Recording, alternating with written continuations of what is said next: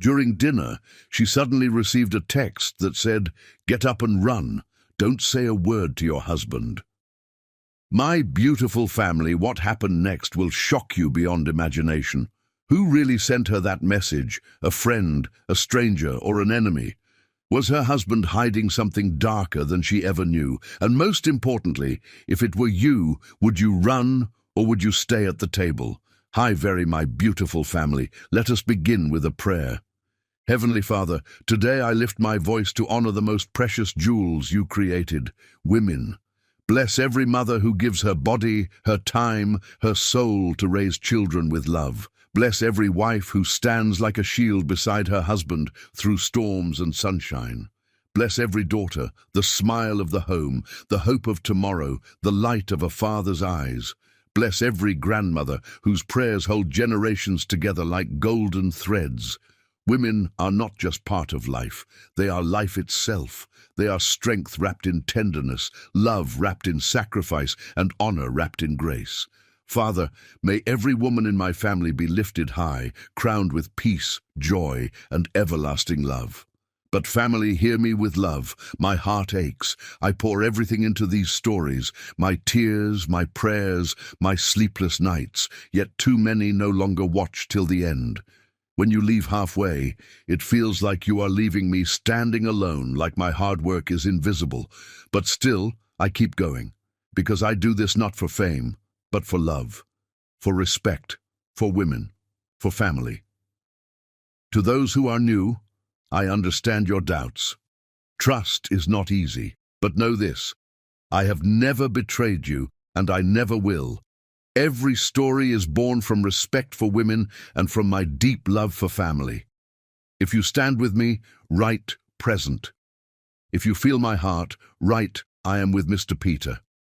The distance between them had grown so profound that Journey Queen could taste it in the expensive wine she pretended to sip, metallic, bitter, like pennies dissolving on her tongue.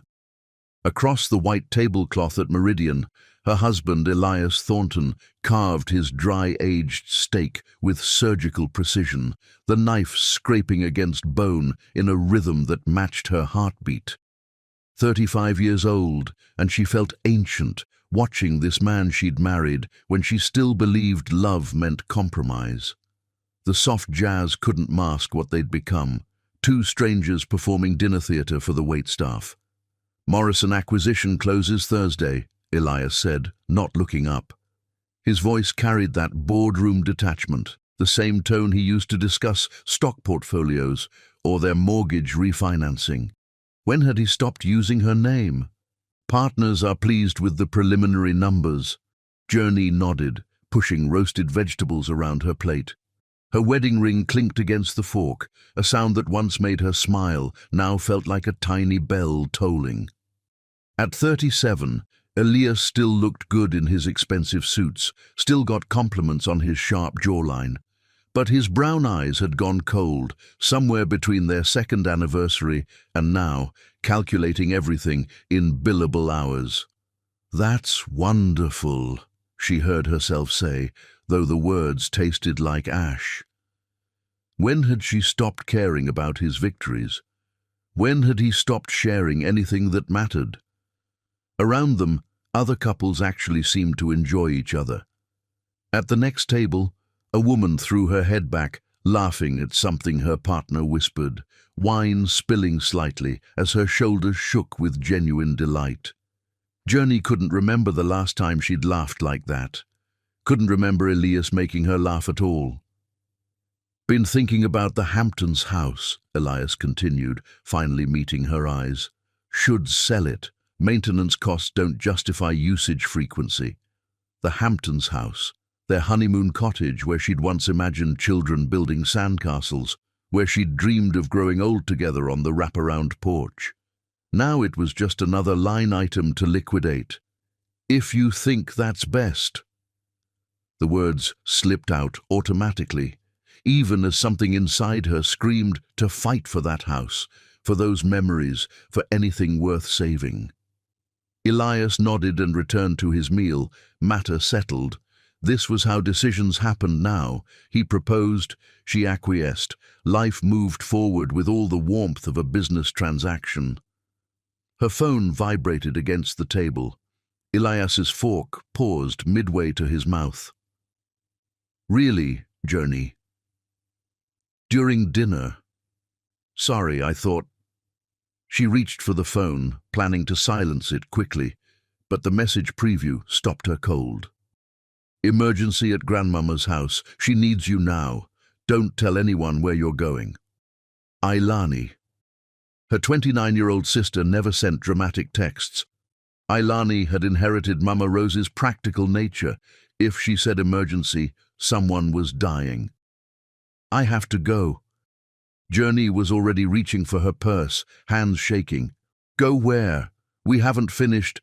My grandmother. There's an emergency. Elias set down his fork with deliberate slowness. What kind of emergency? I don't know yet, but I have to get to her house. She fumbled with her coat, adrenaline making her clumsy.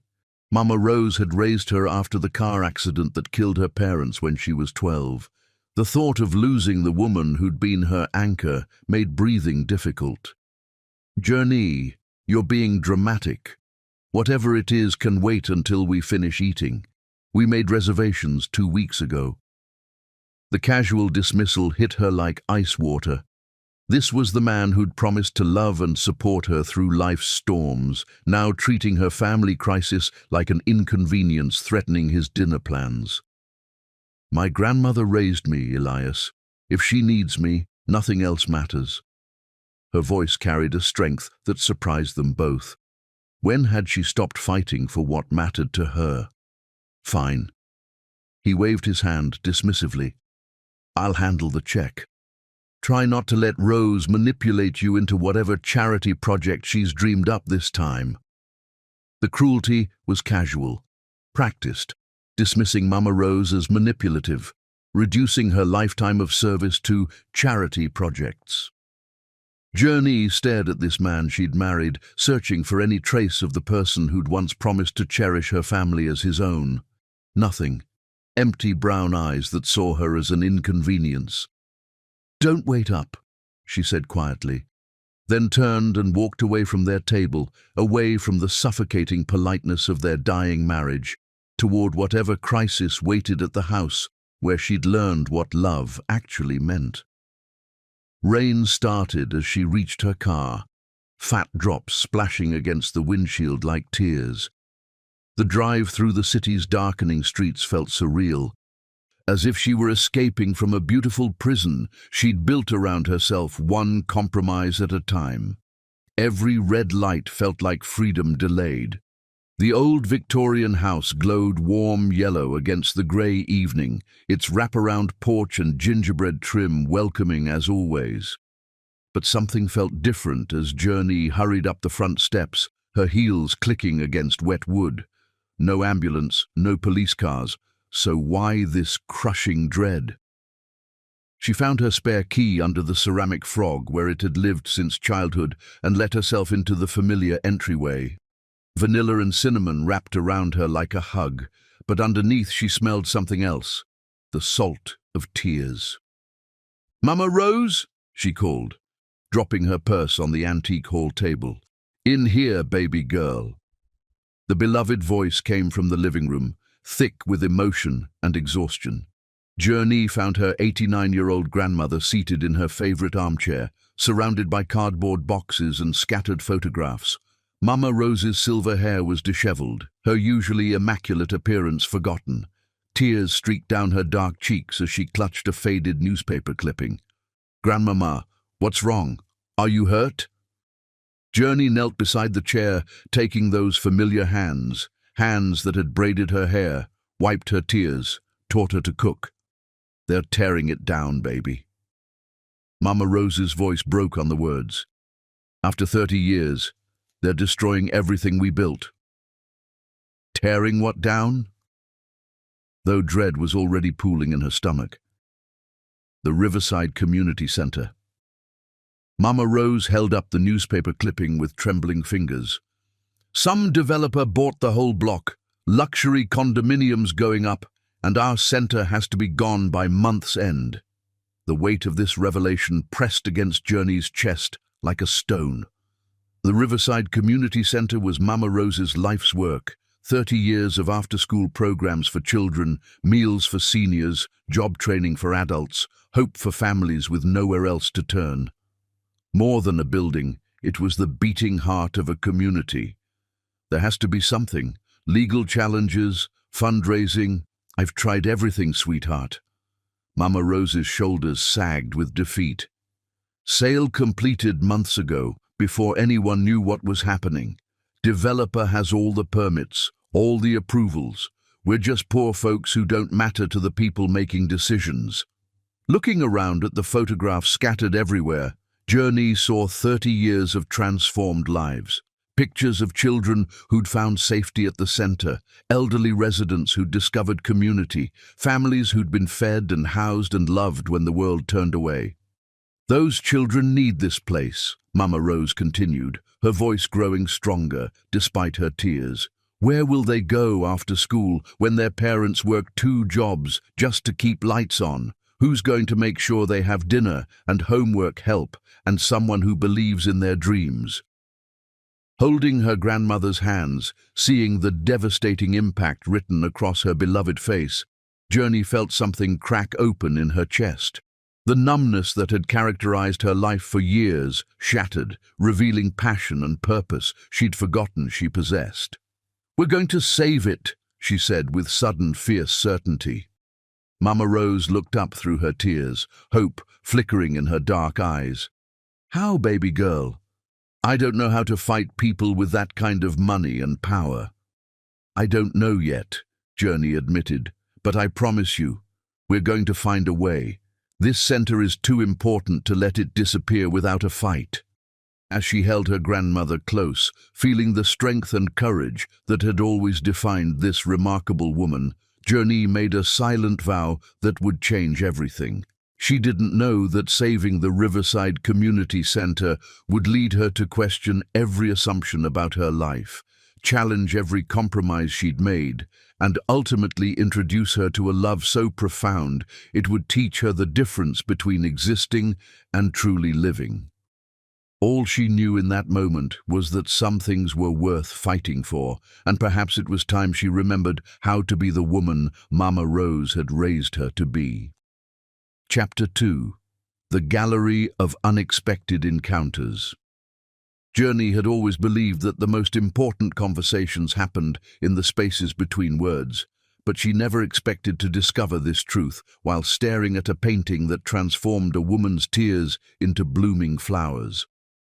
The morning after her grandmother's devastating news, she sat in her favorite coffee shop with her best friend Aurora Delacroix, watching steam rise from her untouched latte while her mind raced through seemingly impossible solutions. She had called in sick to work, something she never did, because returning to her mundane routine of selecting fabric samples and coordinating furniture deliveries felt absurd when Mama Rose's life's work hung in the balance. "You look like you haven't slept," Aurora observed, her keen art curator's eye missing nothing as she studied Journey's face across the small table. At 33, Aurora possessed the kind of effortless elegance that came from years of moving through gallery openings and cultural events, her auburn hair always perfectly styled, her clothes a careful balance of artistic flair and professional sophistication. "I couldn't stop thinking about the center," Journey admitted, wrapping her hands around the warm cup for comfort. 30 years of helping people gone just like that. How do we fight developers with unlimited resources and political connections? Aurora leaned forward, her green eyes bright with the kind of intensity that had made her one of the city's most respected curators despite her young age. "You don't fight them with their own weapons. You fight them with something they don't understand: heart, community, and the power of art to change minds." "Art?" Journey looked up sharply. "Aurora, this isn't about creating something beautiful to hang on a wall. This is about saving a building that feeds hungry children and provides shelter for homeless families." "Exactly," Aurora's smile carried the confidence of someone who had spent years watching art transform both individuals and communities. Which is why you need to meet Bruce Brando.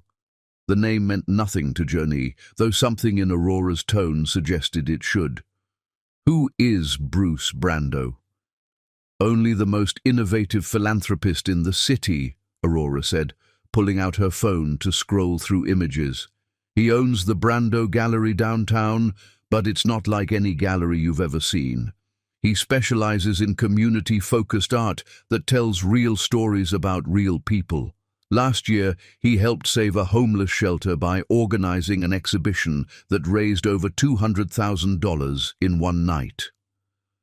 Journey studied the photos Aurora showed her, images of gallery spaces filled with powerful, emotionally raw artwork that seemed to pulse with authentic human experience.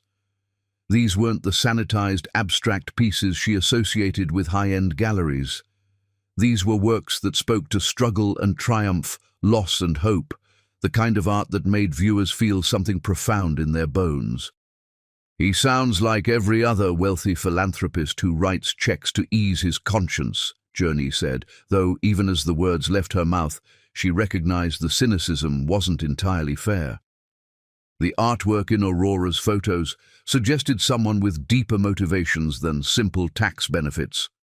That's exactly what I thought before I met him, Aurora admitted. But Bruce is different.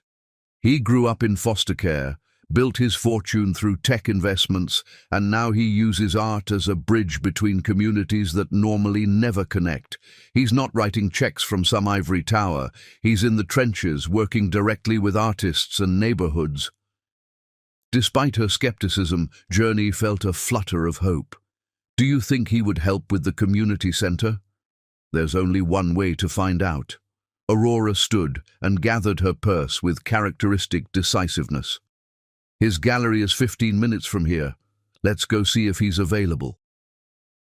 An hour later, Journey found herself standing outside the Brando Gallery in the heart of the city's arts district, second-guessing her impulsive decision to come here.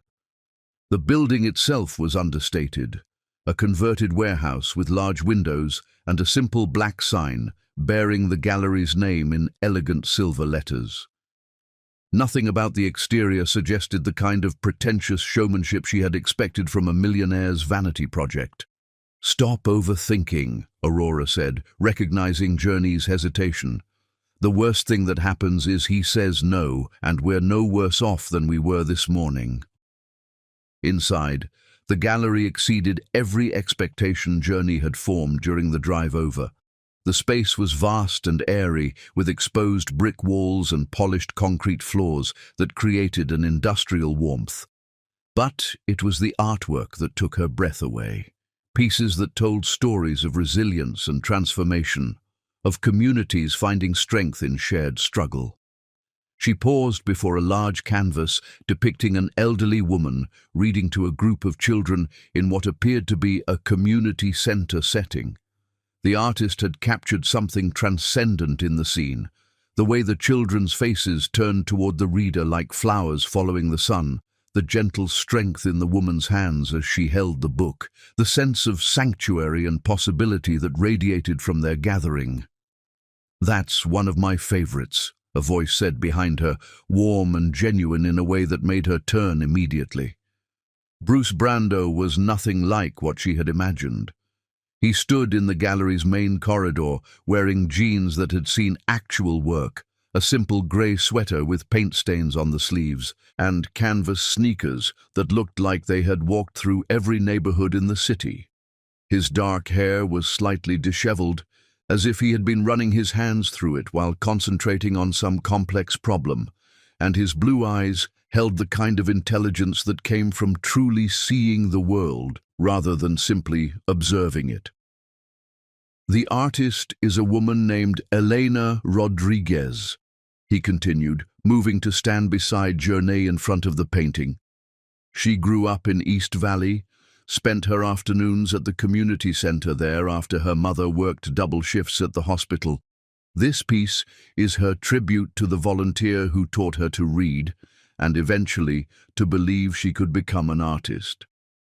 "It's beautiful," Journey said, though the word felt inadequate for the emotion the painting evoked. "There's something about the way she captured the connection between them. You can feel the love and hope in that room." Bruce turned to look at her directly, and she felt an unexpected jolt of recognition, as if some part of her had been waiting to meet someone who understood the power of such moments. That's exactly what Elena was trying to convey. She said she wanted people to understand that community centers aren't just buildings, they're places where futures get written. Aurora stepped forward with her characteristic social grace. "Bruce, I'd like you to meet my dear friend, Journey Queen." "Journey, this is Bruce Brando." "Journey Queen," Bruce repeated, and something in the way he said her name made it sound like music. "That's a beautiful name, strong and distinctive." "Thank you," Journey replied, acutely aware of how his presence seemed to fill the space around them with warmth and possibility. "Aurora tells me you help communities through art. I'm hoping you might be able to help with the situation my grandmother is facing." "I'd be honored to hear about it," Bruce said, his attention completely focused on her in a way that felt both flattering and slightly overwhelming. "Would you like to sit down? I have a small office in the back where we can talk privately." As they moved through the gallery toward his office, Journey found herself noticing details that spoke to Bruce's character. He stopped to straighten a piece that had been knocked slightly askew, his touch gentle and reverent. He greeted each staff member by name, asking about their families and projects with genuine interest. When a young artist approached with questions about her upcoming exhibition, he gave her his full attention, offering encouragement and practical advice with equal measure. His office was as unpretentious as the man himself. A simple desk covered with sketches and photographs, walls lined with books about community development and social justice, a comfortable couch surrounded by plants that looked lovingly tended. This wasn't the sterile executive suite she had expected, but rather the workspace of someone who cared more about purpose than prestige. "Please, make yourselves comfortable," Bruce said, settling into a chair across from them. "Now, tell me about your grandmother's situation." Journey began hesitantly, but as she described Mama Rose's 3 decades of service at the Riverside Community Center, Bruce's expression grew increasingly intense. He asked thoughtful questions about the center's programs, the population it served, the impact of its potential closure on the surrounding neighborhood.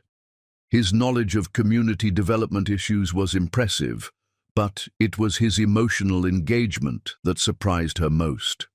"The developer is within his legal rights," Journey concluded, "but morally, this feels like theft. My grandmother has given her life to helping people who have nowhere else to turn, and now they're all going to lose the one place that provided stability and hope." Bruce was quiet for a long moment, his fingers steepled in front of his face as he processed what she had shared.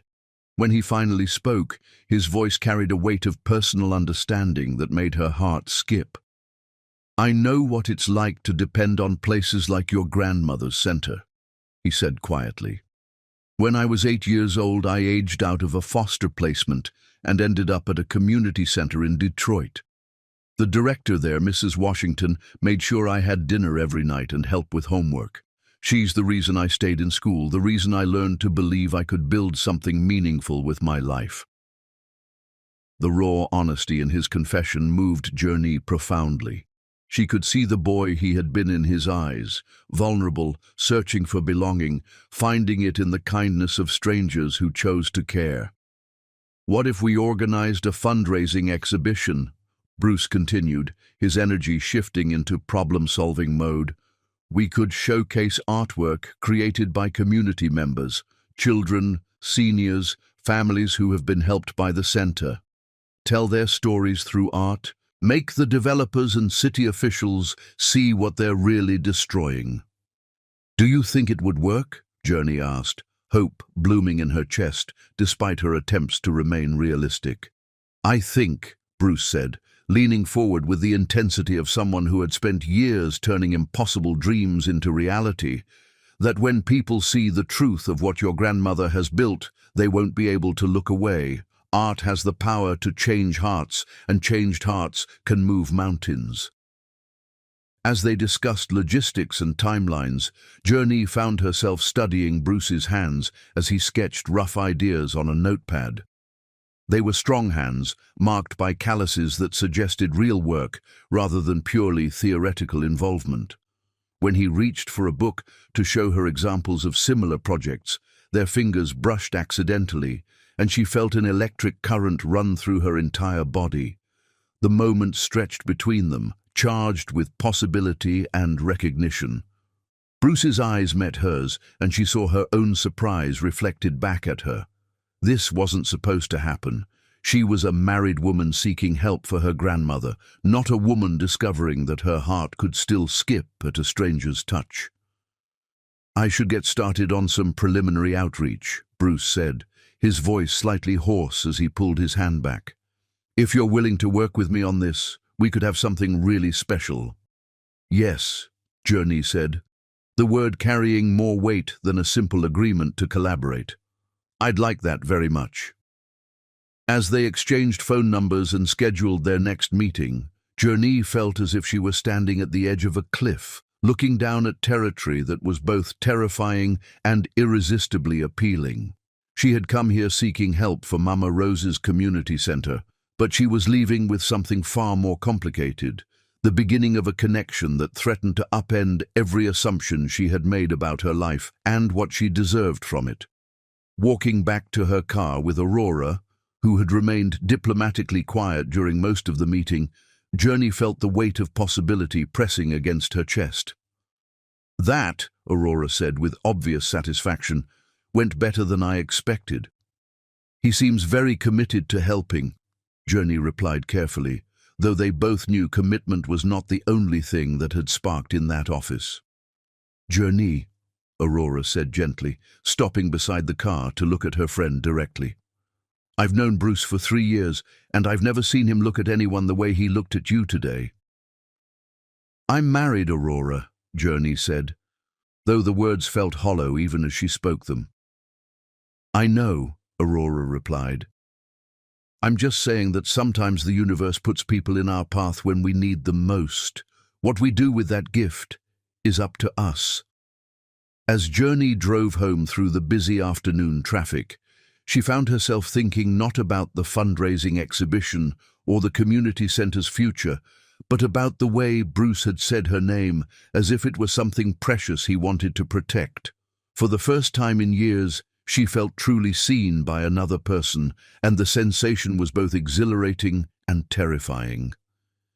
She had no idea that this meeting would become the first crack in the carefully constructed walls around her heart, or that saving her grandmother's life's work would require her to examine every choice she had made about her own. Chapter 3. Coffee Confessions and Awakening Hearts.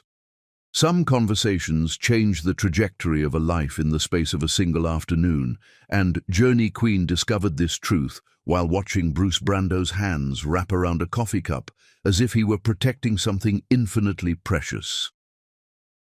2 days had passed since their meeting at the gallery, 2 days during which Journey had found herself thinking about Bruce's offer to help save the community center with an intensity that both surprised and concerned her. She'd told herself that her frequent thoughts about their collaboration were purely practical. After all, Mama Rose's crisis required immediate attention and creative solutions. But sitting across from him now, in the intimate confines of Cornerstone Cafe, she could no longer deny that her interest extended beyond professional cooperation. "God, I love this place." Bruce looked around the small cafe with genuine appreciation, taking in the mismatched vintage furniture and exposed brick walls lined with local artwork. No corporate sterility, no manufactured ambiance, just real people making real coffee. Journey had suggested the cafe, a family-owned spot where she often came to think when her house felt too oppressive.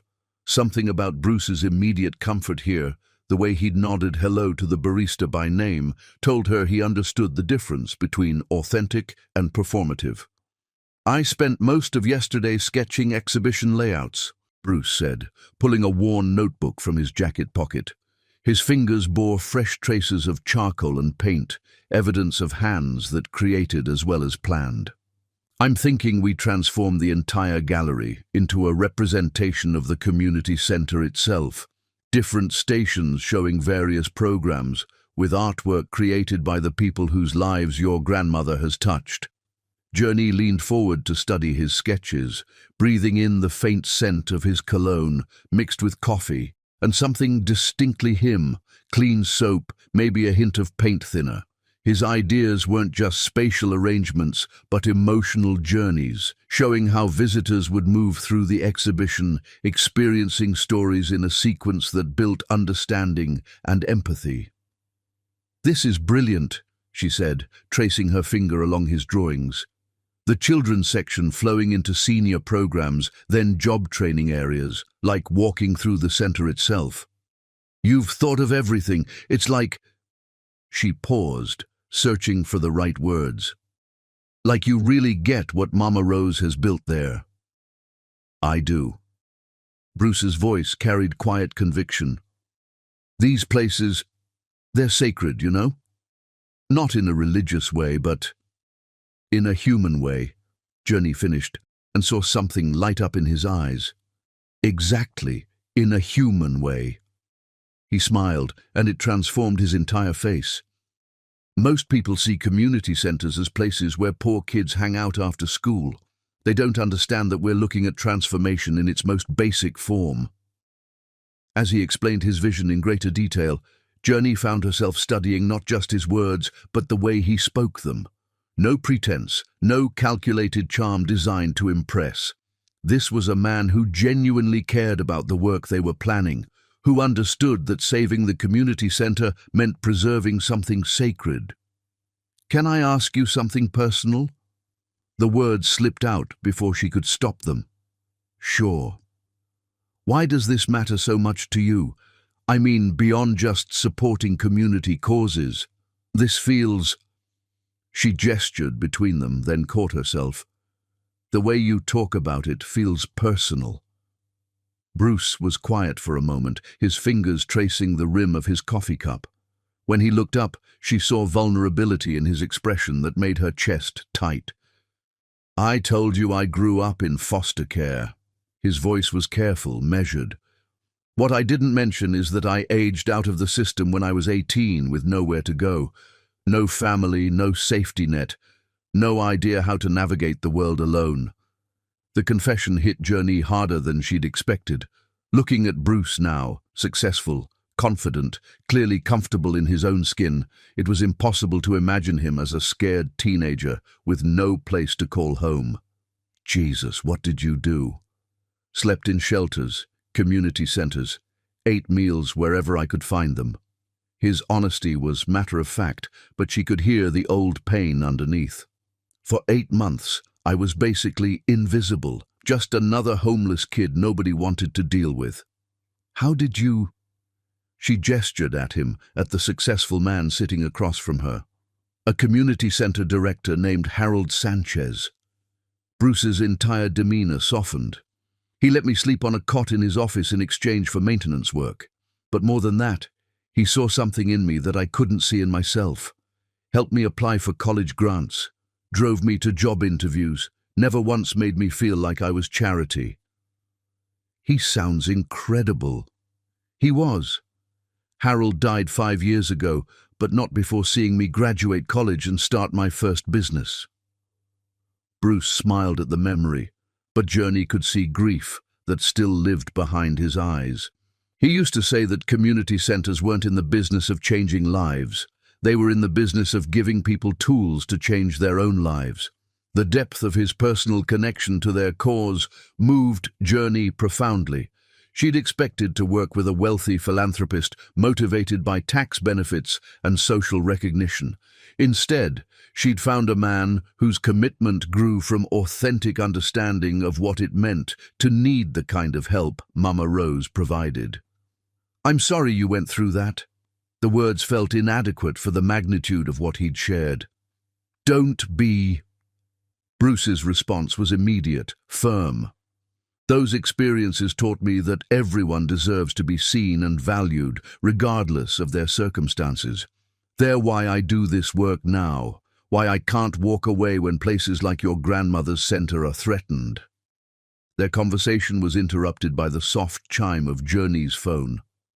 She glanced at the screen and felt her stomach drop. Elias.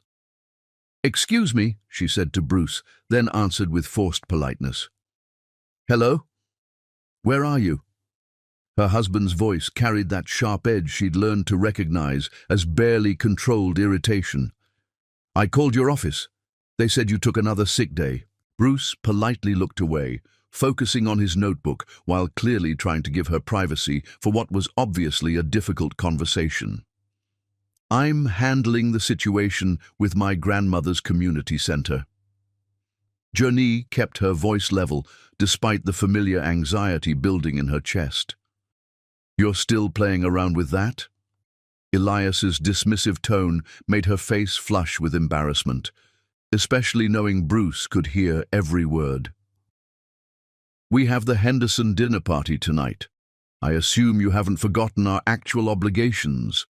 The casual cruelty of his phrasing, playing around, and actual obligations hit her like ice water.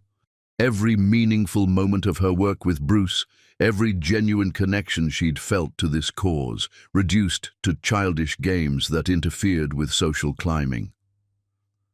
"I'll be there," she said quietly, though the words felt like swallowing broken glass. "Good. Wear the blue dress, not one of your artistic experiments, and try to focus on being charming rather than whatever social justice crusade you're on this week." The line went dead, leaving Journey staring at her phone with a mixture of hurt and rage that she struggled to hide. Across the table, Bruce's expression had shifted from polite disinterest to something approaching concern. "I'm sorry about that," she said, attempting to return to their previous conversation as if nothing had happened. "You don't need to apologize." Bruce's voice was gentle but firm. "Are you okay?" The simple question, asked with genuine care rather than obligation, nearly undid her completely. When was the last time someone had asked about her well-being and actually waited for an honest answer? "I'm fine," she said automatically, then caught herself in the lie. "Actually, no. I'm not fine. My marriage is..." She paused, searching for words that wouldn't sound like betrayal. "It's complicated. Do you want to talk about it?" Did she? Journey had spent years maintaining the fiction that her marriage was simply going through a rough patch, that she and Elias were both successful professionals who had temporarily lost their way but would eventually find their way back to each other. She'd never admitted to anyone how completely disconnected she felt. "Elias and I have been growing apart for years," she heard herself say, surprised by her own honesty. "We got married when I was 28 and he was 30. Thought we wanted the same things, but somewhere along the way we became different people with different priorities." "What do you want?" Bruce asked softly, and something in his tone made the question feel like an invitation to be completely honest. "I want to matter." The words came from some deep place she hadn't known existed. "I want to do work that makes a difference, to be with someone who sees me as more than an accessory to their success. I want to feel alive instead of just going through the motions." The confession hung in the air between them, vulnerable and raw. Journey couldn't believe she'd shared such intimate thoughts with someone she'd known for only days, but something about Bruce's presence made honesty feel not just safe, but necessary. "You do matter," Bruce said, his voice carrying conviction that made her heart race. "What you're doing for your grandmother, for the community center, that matters enormously. And anyone who can't see that..." He paused, choosing his words carefully. "Anyone who can't see that doesn't deserve you." The intensity of his response, The way he looked at her as if she were someone worth fighting for created a moment of connection so profound that Journey felt physically dizzy. This was dangerous territory, sitting in a coffee shop with a man who wasn't her husband, sharing feelings she'd never expressed to anyone, feeling more understood in 2 hours than she had in years of marriage. "I should go," she said suddenly, gathering her purse with hands that trembled slightly. "I need to get ready for tonight." "Of course." Bruce stood as she prepared to leave, his movements careful and respectful. "Should we schedule another meeting to continue planning the exhibition?" "Yes." The word came out too quickly, betraying her eagerness. "Tomorrow. Same time?"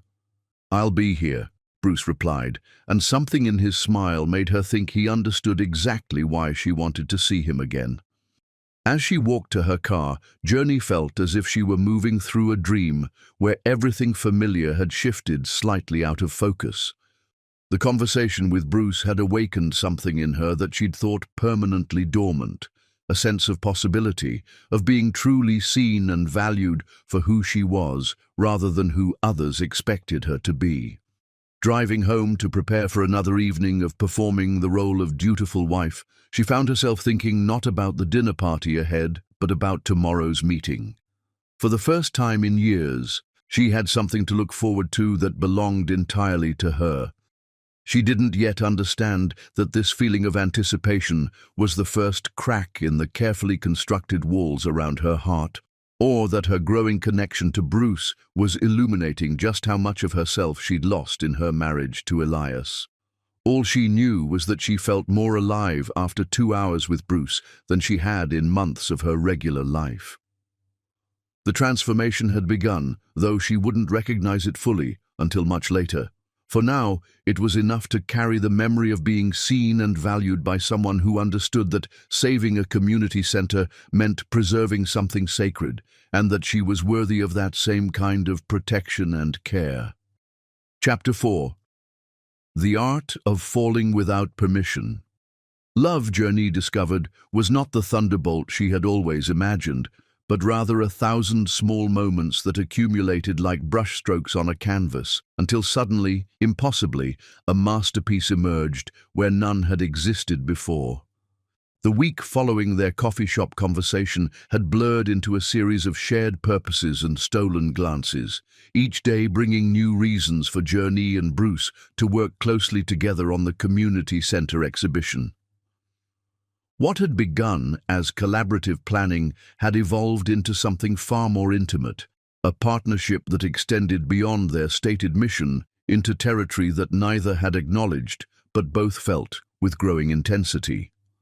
On Monday, they had visited the Riverside Community Center together, walking through the building that would soon be demolished, unless their fundraising efforts succeeded.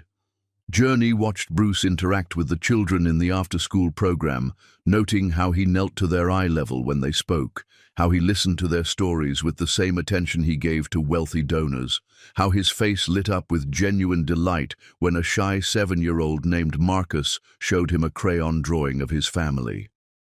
"This is where the magic happens," Mama Rose had said, leading them through the various program rooms while children and elderly volunteers continued their daily activities around them. "These babies come here scared and hungry, and they leave knowing they matter to somebody." Bruce had been unusually quiet during the tour, but Journey caught him wiping his eyes when he thought no one was looking. Later, as they walked to their cars, he had confided that Marcus reminded him of himself at that age, uncertain and searching for belonging in a world that often felt hostile to vulnerable children. Tuesday brought them to the gallery for exhibition planning, where Bruce's assistant Paisley Chen had laid out potential layouts on the main floor. Journey found herself watching Bruce's hands as he moved pieces around the mock-up, noting how he approached each decision with careful consideration for both aesthetic impact and emotional flow. "What if we create a timeline here?" she had suggested, pointing to the gallery's central wall. "Starting with photographs of the community center when it first opened, then moving through the decades to show how many lives have been touched." "That's brilliant," Bruce had replied, his excitement evident in the way his entire face animated when a good idea took hold. We could intersperse personal stories throughout, handwritten letters from people whose lives were changed, maybe some audio recordings of testimonials. Working together felt natural in a way that surprised them both. Their ideas built upon each other seamlessly, creating something more powerful than either could have achieved alone. When Journey suggested incorporating children's artwork throughout the space, Bruce immediately envisioned ways to display the pieces that would highlight their emotional impact. When Bruce proposed including a recreation of the center's reading corner, Journey knew exactly how to arrange the lighting to create intimacy within the larger gallery space. Wednesday had been devoted to community outreach, visiting families who had been helped by the center over the years. Bruce drove, navigating the city's neighborhoods with the confidence of someone who had spent time in all corners of the community. They interviewed grandmother Elena Rodriguez, whose granddaughter had received tutoring that helped her become the first person in their family to attend college. They spoke with Robert Chen, a formerly homeless veteran who had found housing assistance and job training that allowed him to rebuild his life. Each story they collected added weight to their mission, but Journey found herself equally moved by Bruce's responses to these conversations. He listened with complete attention, asked thoughtful follow-up questions, and never once made anyone feel like their story was being collected for someone else's agenda. This was personal for him in ways that went beyond his own experience with homelessness.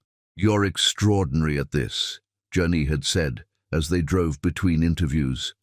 "The way you connect with people, it's like you see straight into their hearts." "I learned a long time ago that everyone has a story worth hearing," Bruce had replied. "The difference between people like your grandmother and the developers trying to tear down the center is that she knows those stories matter." Thursday brought an unexpected challenge when several potential donors had expressed concerns about supporting what they perceived as a political cause. Bruce had spent hours on the phone, carefully explaining that preserving community services wasn't about politics, but about basic human compassion. Journey had watched him navigate these conversations with remarkable grace, never losing his temper despite obvious frustration with attitudes that treated poor families as abstractions rather than people. "How do you stay so patient?" she had asked during a break between difficult phone calls. "Because getting angry won't save the center," Bruce had said simply, "and those children need advocates who can work within the system, even when the system is flawed." By Friday evening, they had spent nearly every waking hour together, their collaboration deepening into something that felt essential to both their lives. Journey had told Elias she was working late on the charity project, a description that made her feel physically ill because it reduced their meaningful work to something trivial. Bruce had rearranged his entire schedule, turning down lucrative opportunities to focus completely on their exhibition planning.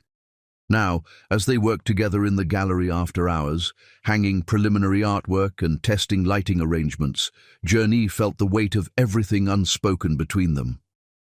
The space was quiet except for the soft jazz Bruce had chosen for background music, creating an atmosphere of intimate focus that made her hyper-aware of every moment when their hands accidentally touched while adjusting a display. "I think this piece should go higher," Journey said, standing on a stepladder to reposition a painting created by one of the center's senior participants.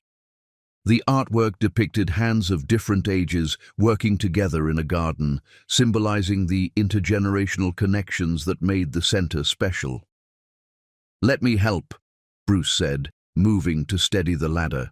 His hands gripped the sides just below where she stood, bringing him close enough that she could feel the warmth of his presence even through the space between them. "How's that?" she asked, adjusting the painting's position while trying to ignore the way her heart raced at their proximity. "Perfect," Bruce said, but when she looked down, she realized he wasn't looking at the artwork. His eyes were on her face, and the expression she saw there made breathing suddenly difficult.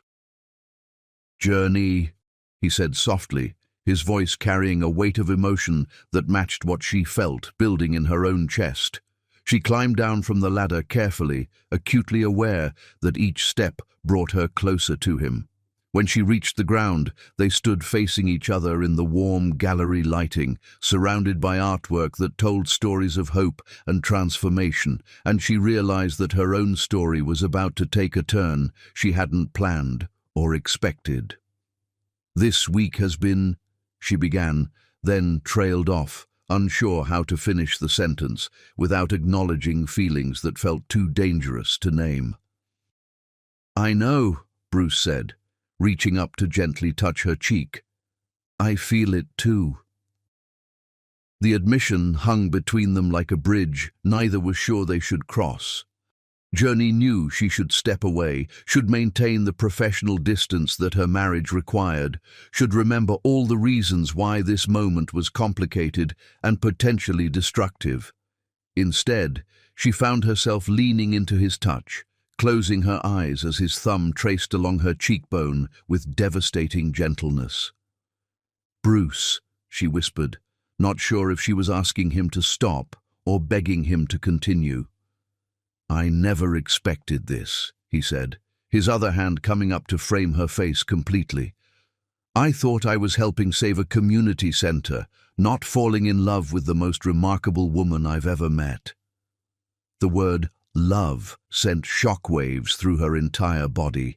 She opened her eyes to find him looking at her with an intensity that made her feel seen and cherished in ways she had forgotten were possible. "I'm married," she said, though the words felt like they belonged to someone else's life. "I know," Bruce replied, "and I would never ask you to do anything that goes against your values or commitments. But I need you to know that what I feel for you is real, and I hope, that you feel something too." "I do," she admitted, the confession emerging from someplace deeper than conscious thought.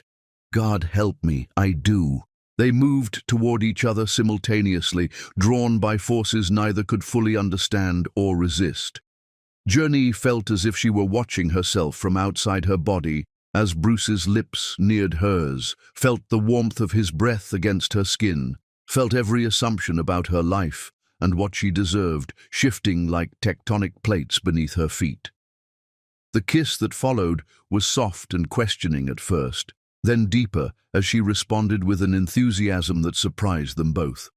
Bruce's hands tangled in her hair while hers gripped the front of his shirt, pulling him closer as weeks of suppressed attraction finally found expression. When they finally broke apart, both breathing heavily, Journey felt as if the world had fundamentally changed around them. The gallery looked the same, the music continued playing, but she knew with absolute certainty that nothing would ever be the same again. "Journey," Bruce said, his forehead resting against hers while they both struggled to process what had just happened. "I know," she said, though she wasn't sure what she knew anymore. "I know this is complicated. I know we can't just pretend this didn't happen, but I also don't know what it means or what we're supposed to do now." "It means," Bruce said, pulling back slightly to look into her eyes, "that we have something worth protecting, and that whatever happens next, we owe it to ourselves and to each other to be completely honest about what we want." "What do you want?" she asked, though part of her was terrified of his answer. "I want you," he said simply. "Not just tonight, not just while we're working on this project. I want to wake up every morning knowing I get to see your face and hear your voice. I want to support your dreams and share mine with you. I want to build something beautiful together, the way we've been doing all week."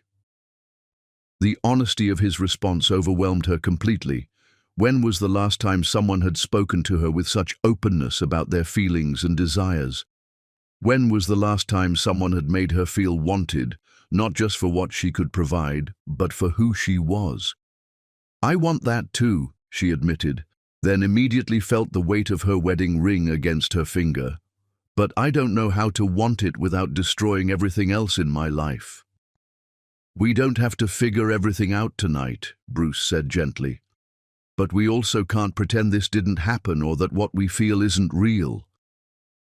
As they finished their work in subdued silence, both lost in their own thoughts about what had changed between them, Journey felt as if she were standing at the edge of a cliff, looking down at a life she had never imagined, but suddenly couldn't stop wanting. Driving home to the house she shared with Elias, she carried the memory of Bruce's kiss like a secret flame against her heart. Tomorrow would bring complications and difficult decisions, but tonight she allowed herself to hold on to the feeling of being truly desired and cherished by someone who saw all of her and wanted more rather than less. The art of falling in love, she realized, was not about choosing to feel something. It was about recognizing that the feeling had chosen you and then deciding whether you had the courage to honor it. Chapter 5. The night everything breaks open.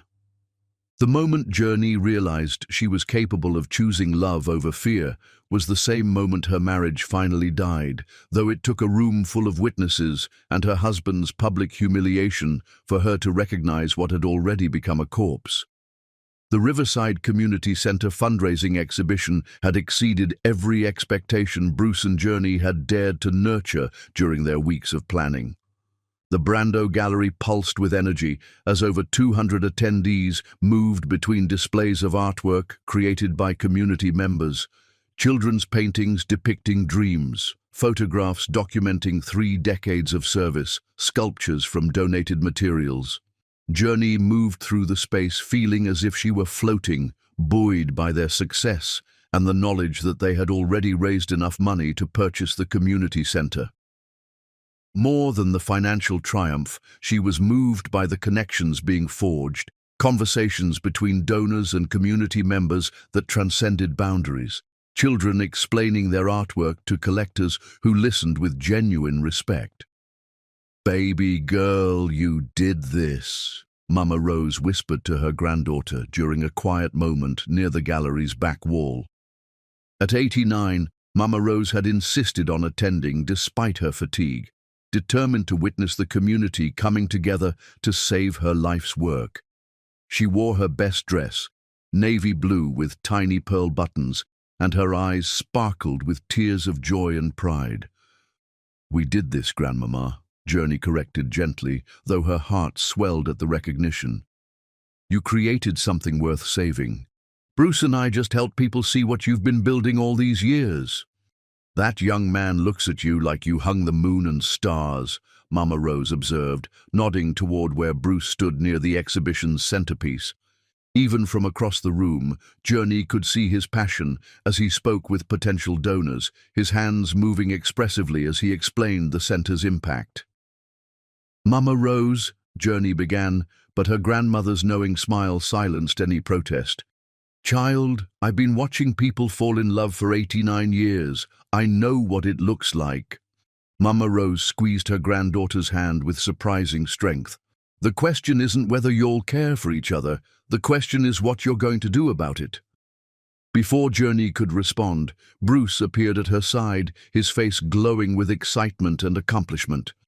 "Journey, we need to announce the fundraising total," he said, then turned to acknowledge Mama Rose with respectful attention. "Mrs. Queen, you should be the one to share the news. This is your victory."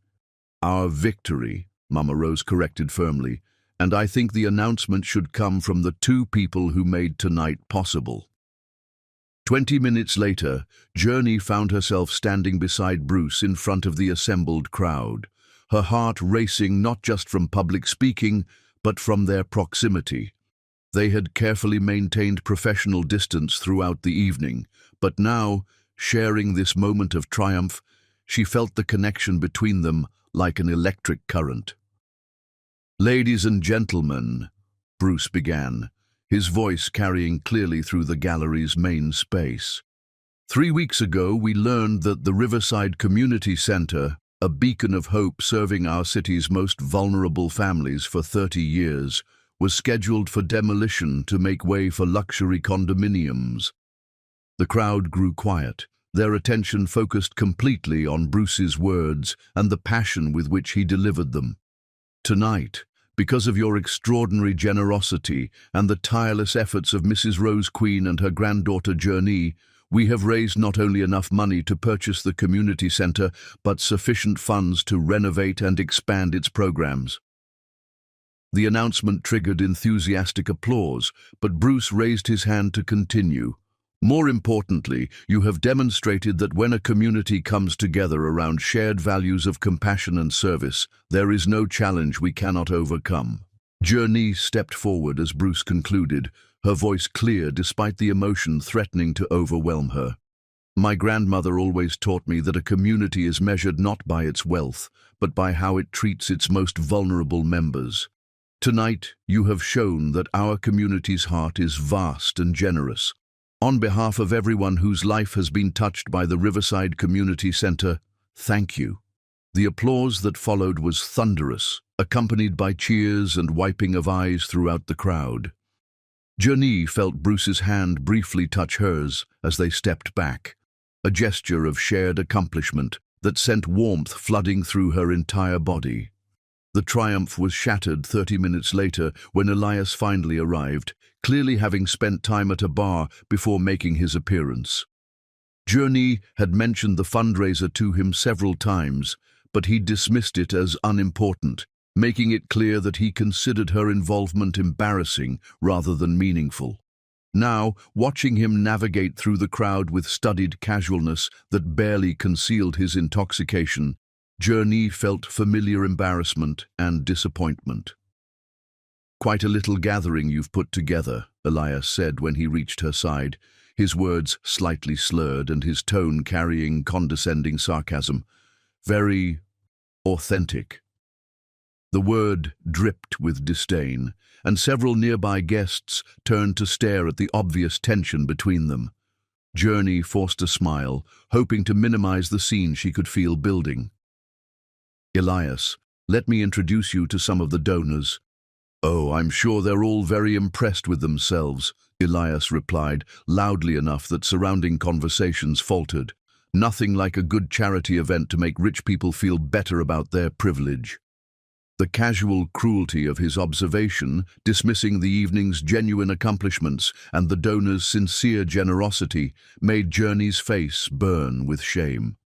These were people who had opened their hearts and wallets to support vulnerable families, and her husband was treating them like narcissistic dilettantes. Bruce appeared beside them with perfect timing.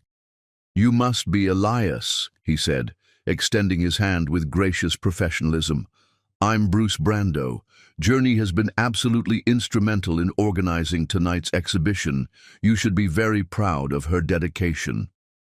Elias looked Bruce up and down with obvious assessment, taking in his paint-stained clothes and artistic sensibilities with barely concealed disdain. "Oh yes, Journey's little art project," Elias said, ignoring Bruce's extended hand. "I suppose everyone needs a hobby." The dismissiveness of his response, reducing weeks of passionate work to a little art project and a hobby, finally pushed Journey past her breaking point. For too long, she had allowed Elias to diminish her interests and accomplishments. "This isn't a hobby, Elias," she said, her voice carrying a strength that surprised everyone within hearing distance. "This is meaningful work that will impact hundreds of families for years to come. Tonight we saved a community center that provides essential services to people who desperately need them." "Don't be so dramatic," Elias replied, his voice rising with alcohol-fueled irritation. "It's an old building that was going to be torn down anyway. Progress doesn't stop for sentimental charity cases." The silence that followed was deafening. Around them, donors and community members stared in shocked disbelief at his casual dismissal of everything they had worked to achieve. "I think you should leave," Journey said quietly, her voice steady despite the internal earthquake his words had triggered. "Excuse me?" Elias's surprise at her resistance was evident. "You heard me. This evening is important to me, to my grandmother, and to everyone here who cares about helping others. If you can't respect that, then you need to leave." "Don't tell me what to do, Journey. I'm your husband." The possessive edge in his voice, The assumption that their marriage gave him the right to dismiss her work and embarrass her publicly crystallized everything that had been wrong between them for years. "Then act like it," she replied, her voice carrying across the gallery with crystal clarity. "Act like someone who supports my dreams instead of someone who resents them." Elias stared at her for a long moment, clearly recognizing that something fundamental had shifted. The submissive wife who had spent years accommodating his preferences had been replaced by someone willing to fight for what mattered to her. "We'll discuss this at home," he said finally, his attempt at authoritative control falling flat. "No," Journey replied. "We'll discuss this with lawyers." Without another word, Elias turned and stalked toward the gallery's exit, leaving behind shocked silence and sympathetic glances. Journey watched him go, feeling as if she were witnessing the end of a performance that had been running far too long. Bruce moved closer, not to comfort her, but simply to stand beside her in solidarity, his presence steady and supportive without being presumptuous. "Ladies and gentlemen," he announced to the crowd, his voice cutting through the uncomfortable tension, "let's continue celebrating the extraordinary work of the Riverside Community Center." Gradually, conversation resumed throughout the gallery, though Journey noticed several people approaching her with words of support and understanding. The confrontation with Elias, rather than undermining the evening's success, seemed to have deepened people's appreciation for her commitment. 2 hours later, as the last guests departed and gallery staff began cleaning up, Journey found herself sitting alone in Bruce's office, emotionally drained but strangely liberated. The adrenaline that had carried her through the confrontation was finally fading, leaving behind a mixture of exhaustion and clarity. Bruce knocked softly before entering, carrying 2 cups of tea and wearing an expression of gentle concern. "How are you holding up?" he asked, settling into the chair across from her. "I think," Journey said slowly, testing the words as she spoke them, "I just ended my marriage in front of 200 people. Are you okay with that?" She considered the question seriously, examining her feelings for regret or panic and finding neither. "Yes," she said with growing certainty. "I think I've been okay with it for a long time. I just needed something worth fighting for to help me see how much I'd been settling for." As they sat together in the peaceful aftermath of the evening's emotional storm, surrounded by artwork that celebrated resilience and transformation, Journey felt something she hadn't experienced in years, the exhilarating terror of choosing authenticity over security, of risking everything for the possibility of finding something real. The fundraiser had saved the community center, but more importantly, it had shown her that she was worth saving too. Chapter 6. The Courage to Choose Happiness. The morning after you realize your marriage is dead arrives with a clarity so sharp it feels like breathing pure oxygen after years of suffocating in stale air. And Journey Queen woke to sunlight streaming through her bedroom window with the profound relief of someone who had finally stopped pretending. She lay still for several minutes, listening to the quiet that filled the house like a presence unto itself. Elias had not come home the previous night, whether from pride, anger, or simple indifference. She neither knew nor cared. For the first time in years, his absence felt like a gift rather than an abandonment, a space where she could exist without constantly managing his moods or minimizing herself to accommodate his preferences. Rolling over, she caught sight of her reflection in the antique mirror above their dresser, her dresser now, she supposed, and was surprised by what she saw. The woman looking back had the hollow-eyed exhaustion of someone who'd fought a battle, but also a brightness in her gaze that had been missing for longer than she cared to calculate. She looked like someone who had remembered how to fight for what mattered. Her phone buzzed on the nightstand, displaying a text from Ailani. "Saw the news article about the fundraiser. You were incredible. Call me when you're ready to talk." The mention of a news article sent Journey searching online, where she found a glowing piece in the city's arts section about the community center exhibition. The journalist had captured not only the fundraising success, but also the emotional impact of the evening, describing it as a powerful demonstration of what becomes possible when artistic vision meets genuine social commitment. There was a photograph of her and Bruce addressing the crowd, their shared purpose evident in their expressions. Reading the article filled her with pride and satisfaction, emotions that had become foreign during her marriage. When was the last time she'd felt genuinely accomplished? When had she last seen her work described in terms of vision and commitment rather than dismissed as hobby or indulgence? She called Ailani while making coffee in the kitchen that had never felt like hers, despite 7 years of residence. Her younger sister answered on the first ring, her voice carrying the warmth and concern that had always made her Journey's closest confidant. "Jesus, girl, how are you feeling?" Ailani asked without preamble, her nurse's instincts attuned to emotional as well as physical wellness. "Free," Journey said, surprising herself with the honesty.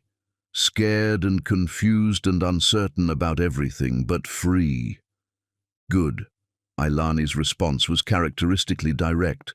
"I've been waiting years for you to realize that being married to Elias was like being slowly poisoned by someone who convinced you the poison was medicine." The analogy was harsh but accurate. Journey thought about the gradual erosion of her confidence, the way she'd learned to question her own judgment and defer to Elias's opinions about everything from career choices to friendships. She'd become a stranger to herself, someone who prioritized peace over authenticity. "I think I need to call Ronin," she said, referring to the family attorney who'd handled her parents' estate and remained a trusted advisor over the years. "I think you're right. And Journey," Ailani's voice softened, "I'm proud of you. Last night you chose yourself for the first time in years, and that takes enormous courage." After their conversation ended, Journey spent the morning researching divorce proceedings and gathering financial documents, approaching the task with the same methodical determination she'd brought to organizing the community center exhibition. By noon, she'd scheduled an appointment with Ronin Blackwood for the following day and begun the process of untangling her life from Elias's with surgical precision. The hardest part wasn't the practical logistics, but the emotional reckoning with how completely she'd lost herself in their marriage. Looking through their shared belongings, wedding photos that showed a younger version of herself who still believed in their future together, gifts from Elias that she'd once treasured but now recognized as attempts to shape her into his preferred version of a wife. She felt grief not for what she was losing, but for how much time she'd spent trying to become someone else's idea of acceptable. Bruce called that afternoon while she was boxing items for donation, his voice carefully neutral as he checked on her well-being without overstepping boundaries that had become complicated since their moment in the gallery. "I wanted to make sure you were okay," he said. "Last night was intense, and I know you're dealing with a lot right now." "I'm okay," she replied, and meant it more than she'd expected. "Actually, I'm better than okay. I'm awake for the first time in years." "I'm glad to hear that." She could hear the smile in his voice. "I also wanted you to know that I'm here if you need anything, as a friend, as someone who cares about your well-being. No pressure, no expectations, just support." The careful way he framed his offer touched her deeply. He was giving her space to navigate her divorce without the additional complexity of their growing feelings for each other, demonstrating a respect for her autonomy that stood in stark contrast to Elias's controlling behavior. "Thank you," she said. "That means more than you know. Take care of yourself, Journey. You've been incredibly brave, and you deserve time to figure out what comes next without anyone else's agenda complicating things." Elias returned home that evening with the sullen demeanor of someone who'd spent the day nursing both his hangover and wounded pride. He found Journey in their home office, organizing financial documents with clinical efficiency. "I see you're serious about this dramatic gesture," he said, settling into the chair across from her desk with studied casualness. "It's not a gesture, Elias. It's a decision. She looked up from the bank statement spread before her, noting how different he seemed now that she'd stopped trying to manage his moods or protect his ego. I've scheduled a meeting with Ronan tomorrow to discuss separation terms. Don't you think you're overreacting? Elias's tone carried the reasonable patience of someone addressing a child's tantrum. So, I had a few drinks and said some things I shouldn't have. That doesn't mean we need to blow up our entire marriage. The casual dismissal of his behavior, reducing his public humiliation of her work, and his general pattern of disrespect to having a few drinks, crystallized everything that had been wrong between them. This isn't about last night, Elias. Last night was just the moment I stopped pretending that what we have is a marriage instead of a business arrangement that's outlived its usefulness. What's that supposed to mean? It means we've been strangers living in the same house for years. We don't support each other's dreams. We don't enjoy each other's company. And we certainly don't love each other the way married people should. Journey's voice remained steady despite the enormity of what she was saying. We've been performing the roles of husband and wife without any of the substance that makes those roles meaningful. Elias was quiet for a long moment, and she saw something shift in his expression, a recognition that her assessment was accurate, even if he wasn't prepared to admit it openly. So what? You're going to throw away 7 years of marriage for some fantasy about that artist? His attempt at wounded dignity fell flat, revealing the calculation underneath. I'm ending our marriage because it's already over, Journey replied. It's been over for years. We just kept going through the motions because it was easier than admitting we'd grown into incompatible people. And Bruce Brando has nothing to do with your sudden clarity. Bruce helped me remember who I used to be before I convinced myself that being quiet and accommodating was the same thing as being loved. But he didn't create the problems in our marriage, Elias. Those existed long before I met him.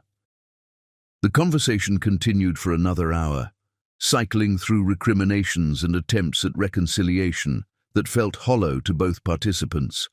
By the end, they'd established the basic framework for a civil separation. Elias would keep the house, Journey would take her personal belongings and half their shared assets, and they'd divide their social circles with minimal drama. I suppose I should have seen this coming, Elias said as they concluded their negotiations with business-like efficiency. You've been different lately, more independent. I've been myself lately, Journey corrected, for the first time in years.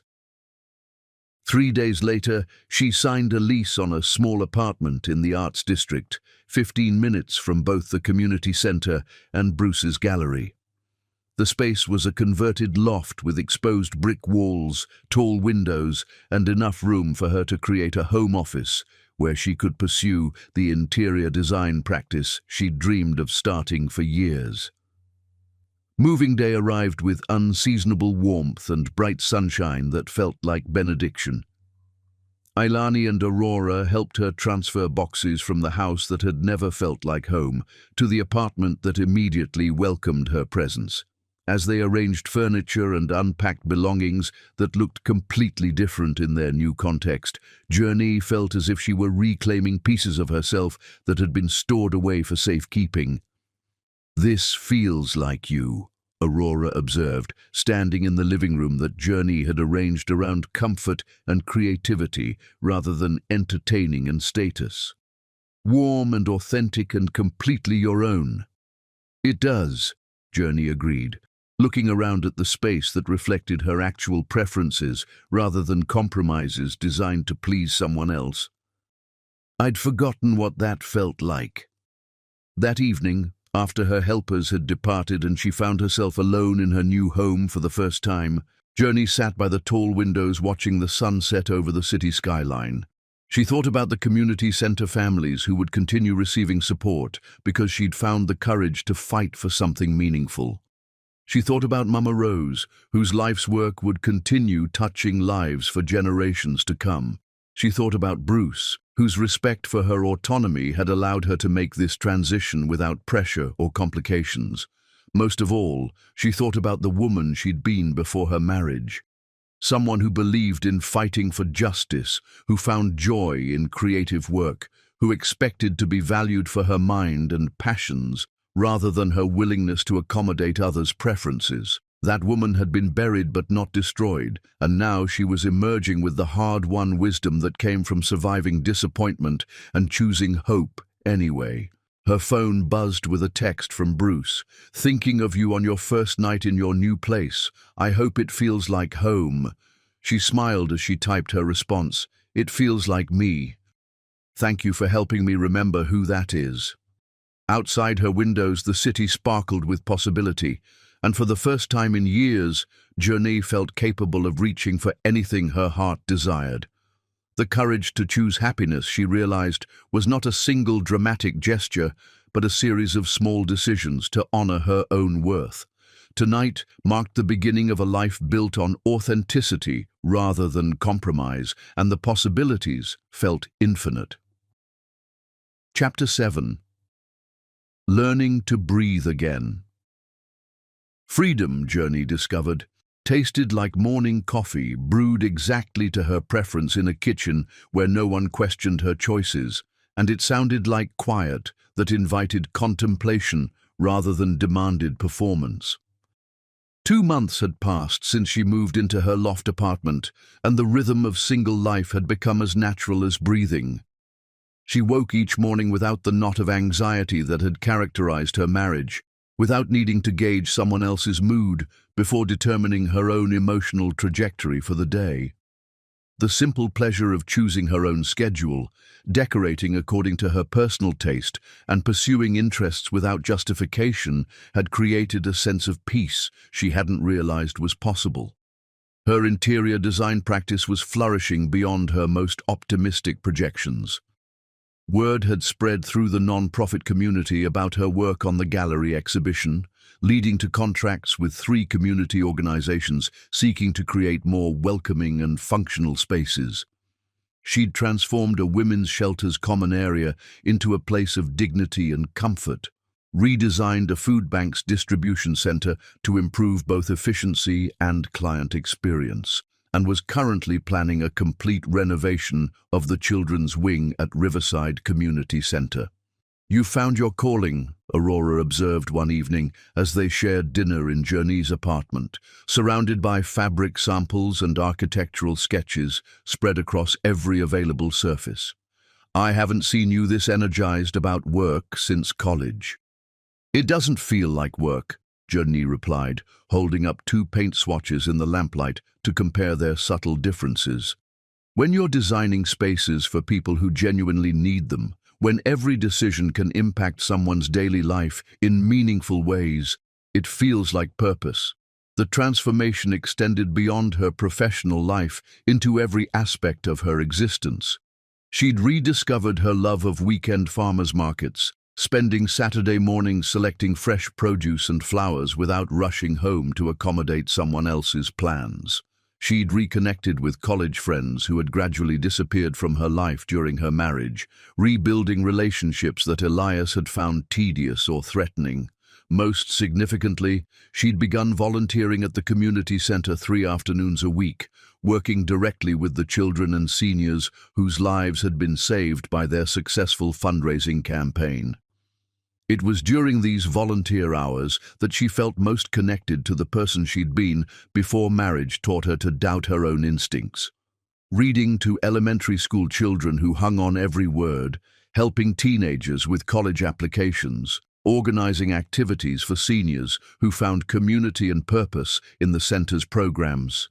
These interactions reminded her that her natural inclination toward service and care could be channeled into meaningful action rather than self-diminishment.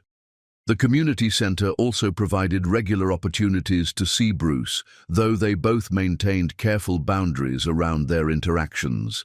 He visited frequently to document the center's expanded programs for potential donors, and their professional collaboration continued to demonstrate the natural partnership that had made their fundraising exhibition so successful. but they avoided being alone together, communicating primarily through group settings where their obvious connection could be attributed to shared commitment rather than personal attraction. Despite these precautions, Journey was acutely aware of Bruce's presence whenever he appeared at the center. She noticed the way children gravitated toward him during his visits, how he remembered details about their lives and dreams from previous conversations. She observed his interactions with the elderly volunteers, the respectful attention he paid to their stories, and the genuine interest he showed in their perspectives. Most of all, she noticed how he looked at her when he thought she wasn't paying attention, glances filled with warmth and longing that matched what she felt but couldn't act upon while her divorce proceedings remained pending. "You two are being ridiculous," Aurora said one afternoon, after witnessing Bruce and Journey's elaborate dance around each other during a planning meeting for the center's upcoming expansion. "The chemistry between you could power the entire building, but you're both so busy being respectful of each other's boundaries that you're missing the fact that you're both ready to move forward." "My divorce isn't final yet," Journey replied, though she knew Aurora was right about the mutual attraction that had only intensified during their months of careful friendship. "Your marriage ended the night of the fundraiser," Aurora countered. "Everything since then has been paperwork. At some point, you have to trust that it's okay to want something good for yourself." The conversation stayed with Journey throughout the following week, particularly during the long evenings when she worked on design projects in her apartment and found herself thinking about Bruce's hands as he sketched exhibition layouts, about the way his voice grew soft when he spoke about his childhood experiences in foster care, about the moment after their almost kiss when he'd promised to support her choices without pressure or expectations. The tension reached a breaking point on a Thursday evening when they found themselves working together after hours at the community center, organizing donated books for the newly expanded library. The building was quiet except for the soft jazz playing from Bruce's phone and the occasional sound of traffic from the street outside. They worked in comfortable synchronization, sorting volumes by age group and subject matter, while discussing plans for the upcoming literacy program launch. "I think the picture books should go on the lower shelves where the youngest children can reach them," Journey suggested, kneeling to arrange a collection of brightly illustrated stories that had been donated by a local bookstore. "Agreed," Bruce said, moving to help her organize the display. "And we should create a comfortable reading corner with cushions and soft lighting where parents can share books with their children." As they worked together to arrange the space, their conversation flowed naturally from practical logistics to broader questions about education, community building, and the role of storytelling in child development. Journey found herself remembering why she'd been drawn to Bruce initially, not just his physical appeal, though that remained powerful, but his intellectual curiosity and emotional intelligence, his ability to see connections between seemingly disparate ideas, and his commitment to translating those insights into meaningful action. "Hand me that poetry collection," she said, pointing to a volume of Maya Angelou's work that sat just beyond her reach on the table behind Bruce. Instead of simply passing her the book, Bruce opened it to a random page and began reading aloud in the warm, intimate tone she remembered from their early conversations at the cafe. "There is no greater agony than bearing an untold story inside you," he read, his voice carrying the weight of personal understanding that made the words resonate beyond their literary context. The passage hung in the air between them, charged with meaning that extended far beyond Maya Angelou's intended message. Journey looked up from her organizing to find Bruce watching her with an expression that made breathing suddenly difficult. "Bruce," she said softly, though she wasn't sure if she was asking him to continue or to stop. "I think about you every day," he said, setting the book aside and moving closer to where she knelt among the scattered volumes. "I think about what you said at the gallery that night, about wanting to matter, about wanting to feel alive instead of just existing. I think about how much I want to be the person who helps you feel that way." You already do, she admitted, abandoning any pretense of professional distance. You have since the first day we met. Being around you reminds me of who I used to be before I forgot that my dreams were worth pursuing. They moved toward each other simultaneously, drawn by the same force that had brought them together during the fundraising planning. But this time, instead of the desperate urgency that had characterized their first kiss, their coming together felt inevitable and right. Not a betrayal of existing commitments, but a recognition of something that had been building toward this moment for months. "Journey," Bruce said, his hands framing her face with the same gentle reverence she remembered from their previous encounter. "I love you. Not just the way you make me feel, but who you are, your passion for justice, your loyalty to your family, your courage in standing up for what matters. I love your laugh and your fierce intelligence and the way you see beauty in places other people overlook." The declaration was everything she'd dreamed of hearing and everything she'd been afraid to want. For months, she'd told herself that her feelings for Bruce were complicated by the timing, that she needed to establish her independence before considering a new relationship. But listening to his words, seeing the sincerity in his eyes, she realized that love didn't wait for perfect timing.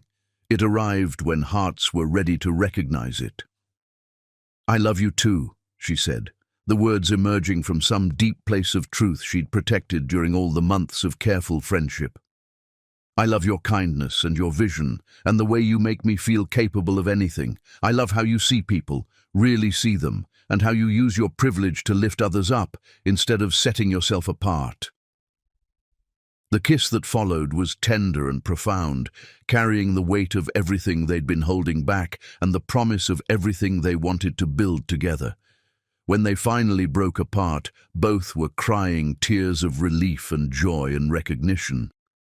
"What happens now?" Journey asked, though she felt more certain about the future than she had about anything in years. "Now we figure out how to build something beautiful together," Bruce replied, "starting with being honest about what we want and brave enough to reach for it." As they finished organizing the library in companionable silence, Journey felt as if she were experiencing her life from inside a perfect moment she wanted to preserve forever. The work felt meaningful, the company felt essential, and the future felt full of possibilities that honored both her independence and her desire for partnership.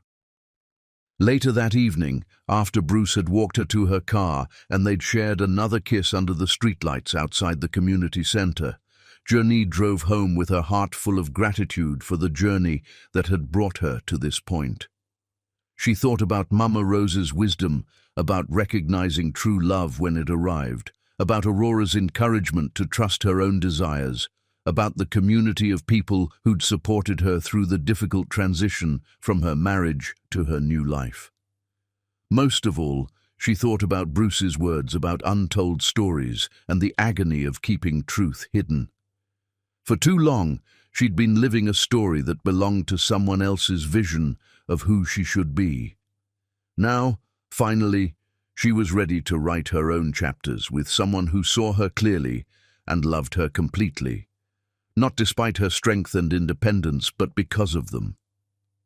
The road ahead would require continued navigation of her divorce proceedings and the eventual public acknowledgement of her relationship with Bruce.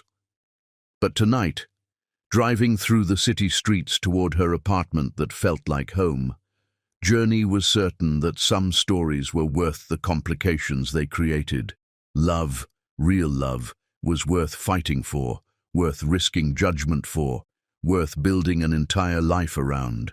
She was finally ready to stop learning how to breathe again and start learning how to soar. Chapter 8. When the past threatens the future. Sometimes the price of choosing authentic love is having your truth twisted into a weapon by those who mistake cruelty for power. And Journey Queen learned this lesson while reading her name in a newspaper article that transformed her love story into a scandal designed to destroy everything she and Bruce had built together.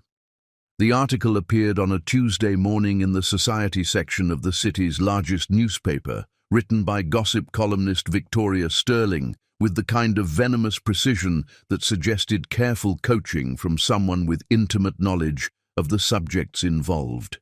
The headline read, "Gallery Owner's Community Crusade Masks Affair with Married Volunteer," and the accompanying photograph showed Journey and Bruce at the community center fundraiser, cropped and captioned to suggest illicit intimacy rather than collaborative success.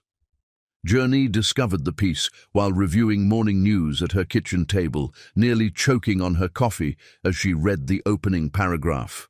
Local philanthropist Bruce Brando, heir to a tech fortune and owner of the trendy Brando Gallery, has been conducting a months-long affair with married interior designer Journey Queen under the guise of saving a community center from development.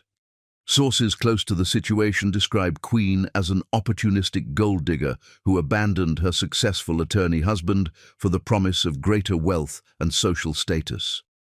The article continued for several more paragraphs, weaving half-truths and outright fabrications into a narrative designed to destroy both their reputations. It suggested that Bruce had manipulated the community center crisis to gain access to a vulnerable married woman, that Journey had deliberately orchestrated the public confrontation with Elias to justify her infidelity, and that their charity work was merely a cover for an affair that had been ongoing since their first meeting. What made the piece particularly devastating was its strategic use of anonymous sources who provided quotes that could only have come from someone with intimate knowledge of Journey's marriage. "Journey has always been ambitious," one source claimed. "She married Elias for his connections, and when she met someone wealthier, she found an excuse to trade up." Another added, "Bruce Brando has a pattern of targeting vulnerable women through his charity work. This community center situation was the perfect setup." By the time Journey finished reading, her hands were shaking with a combination of rage and devastation. Every meaningful moment of her relationship with Bruce had been distorted into evidence of calculation and deception. The genuine connection they shared, the authentic care they both felt for the community center, the courage it had taken her to leave an unhappy marriage, all of it had been reduced to a sordid tale of adultery and opportunism. Her phone began ringing immediately. Aurora calling to warn her about the article, Ailani expressing outrage at the blatant character assassination, several clients asking for clarification about the allegations. By noon, she'd received 3 separate calls from non-profit organizations questioning whether they should continue working with someone whose professional reputation had been so publicly compromised. Bruce called in the early afternoon, his voice tight with controlled fury and concern for her well-being. "Journey, I am so fucking sorry," he said without preamble, his usual composure cracked by genuine rage. "I've already spoken with my attorney about pursuing legal action for defamation. This is completely unacceptable." "It's not your fault," she replied, though she felt numb with shock at how quickly their private joy had been transformed into public scandal. "We both knew this was a risk when we decided to be together. We knew some people might disapprove of the timing," Bruce said. "We didn't anticipate someone would launch a coordinated attack designed to destroy our reputations and undermine the community center's success." The mention of potential damage to the community center intensified Journey's anguish. The article had specifically suggested that donations might be redirected to more legitimate charitable causes, given questions about the organizers' motivations. After everything they'd worked to achieve, after the families who were finally receiving stable support, the thought that their personal relationship might jeopardize those vital services was unbearable. "Bruce," she said carefully, "maybe we should consider whether being together is worth the potential damage to everything else we care about." The silence that followed her suggestion stretched long enough that she wondered if the call had been disconnected. "Are you saying you want to end our relationship because someone wrote lies about us in a newspaper?" he asked finally, his voice carrying hurt and disbelief in equal measure. I'm saying maybe we need to think about whether our happiness is worth the cost to other people who depend on us. The people who depend on us, Bruce said with growing intensity, are the families served by the community center and the donors who believe in our mission. Those relationships are built on demonstrated results, not gossip column speculation. If we let bullies and liars dictate our choices, we're abandoning everyone who trusted us to fight for what matters. Despite his logical arguments, Journey felt overwhelmed by the public nature of their situation and the vicious personal attacks that showed no sign of subsiding. By evening, the story had been picked up by 2 additional publications, each adding new anonymous sources and increasingly outrageous claims about both their motivations and their conduct. The real blow came when Maverick Sterling, Bruce's business partner and closest friend, requested an emergency meeting at the gallery to discuss the situation's impact on our business relationships. Journey arrived to find Maverick pacing the gallery's main floor with obvious agitation, while Bruce sat at his desk, looking more exhausted than she had ever seen him. 3 major donors called today to express concerns about continued association with the gallery, Maverick announced without preamble. The Morrison Foundation is reconsidering their commitment to next month's exhibition, and the Hartwell Trust wants to discuss a reputation management before finalizing their grant renewal. Journey felt sick to her stomach as she listened to the litany of professional consequences that her relationship with Bruce was creating for him. "I'm sorry," she said to Maverick. "I never intended for my personal situation to create problems for the gallery." "It's not your fault," Maverick replied, though his tone suggested otherwise. "But we need to consider whether continued public association between Bruce and you is sustainable given the current media attention." "What are you suggesting?" Bruce asked, his voice dangerously quiet. "I'm suggesting that maybe you two should maintain some distance until this blows over," Maverick said. "Let the divorce finalize, give the gossip columns time to move on to other targets, then reassess the situation when cooler heads can prevail." The suggestion hung in the air like a toxic cloud, poisoning the space where Journey and Bruce had shared so many meaningful moments. She could see the conflict in Bruce's expression, his love for her warring with his responsibility to the gallery, the artists they supported, and the causes they championed together. "No," Bruce said finally, standing to face his business partner with resolve that surprised everyone in the room, including himself. "I will not let fear and gossip dictate my choices about whom I love or how I live my life." "Bruce, be reasonable," Maverick pressed. "This scandal could destroy everything we've built here." "This scandal," Bruce replied with growing intensity, "is built on lies told by bitter people who can't stand to see others find happiness. If our donors and partners are so easily swayed by malicious gossip that they can't see the truth of our work and our character, then they were never true allies to begin with." Maverick stared at his partner in obvious disbelief. "You're willing to risk everything for a relationship that's been public for less than a week?" "I'm willing to risk everything for love," Bruce said, turning to look directly at Journey with an expression that made her heart skip. "Real love, authentic connection, the kind of partnership that makes both people stronger and more capable of meaningful work in the world. That's not something you compromise on or hide from because small-minded people choose to believe lies over truth." The conviction in his voice, the way he spoke about their relationship as something worth defending rather than something to be managed or minimized, moved Journey profoundly. She thought about all the times during her marriage when Elias had asked her to make herself smaller to accommodate his preferences. All the moments when she'd been told that her authentic self was too much, too difficult, too inconvenient for others to accept. "Bruce is right," she said, surprising both men with the strength in her voice. "We haven't done anything wrong. We fell in love while working together on something meaningful, and we've been honest about our feelings and our intentions. I won't apologize for choosing happiness over a marriage that was already dead." And I won't ask Bruce to hide our relationship because other people prefer lies to truth. Maverick looked between them with obvious frustration before shaking his head in defeat. I hope you know what you're doing, he said to Bruce, because if this goes badly, it won't just affect your personal lives. It could destroy everything we've worked to build here.